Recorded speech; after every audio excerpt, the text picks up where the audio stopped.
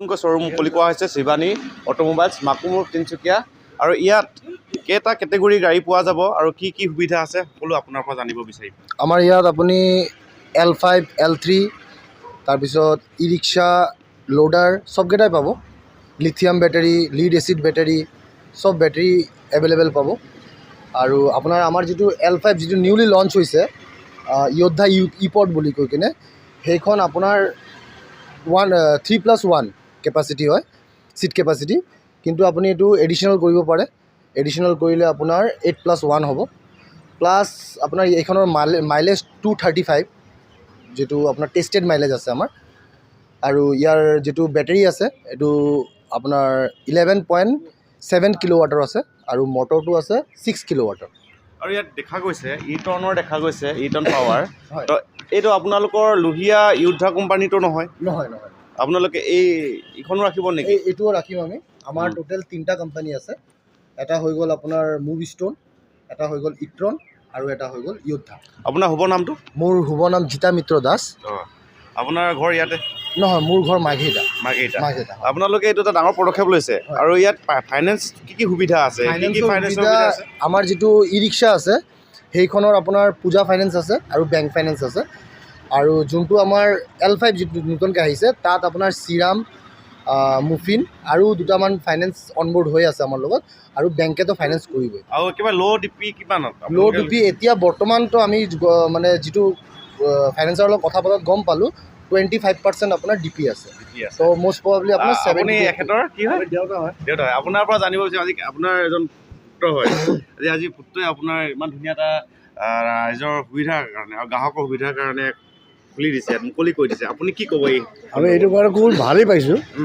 মানে এতিয়া বেকাৰৰ যেনেকৈ সমস্যা আছে, এইটো কাৰণে বহুত ল'ৰাবিলাকে কাম পাব, ইয়াতে মেকানিকো পাব, আৰু যিহঁতে গাড়ী কিনিব, গাড়ী চলাব ভাল ভাড়া পায়, আৰু ইয়াৰ মাইলেজটো খুব ভাল।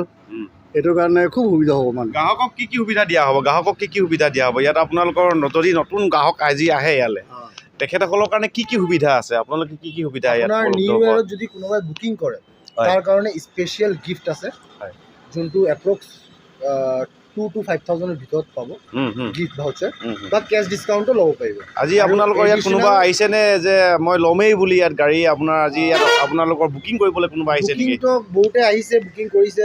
তো এতিয়া বৰ্তমান যিটো ফাইনেন্সৰ যিটো সুবিধা আছে, কি আছে তাৰ ডকুমেণ্টেশ্যন কেইটা আমি গম নাপাওঁ।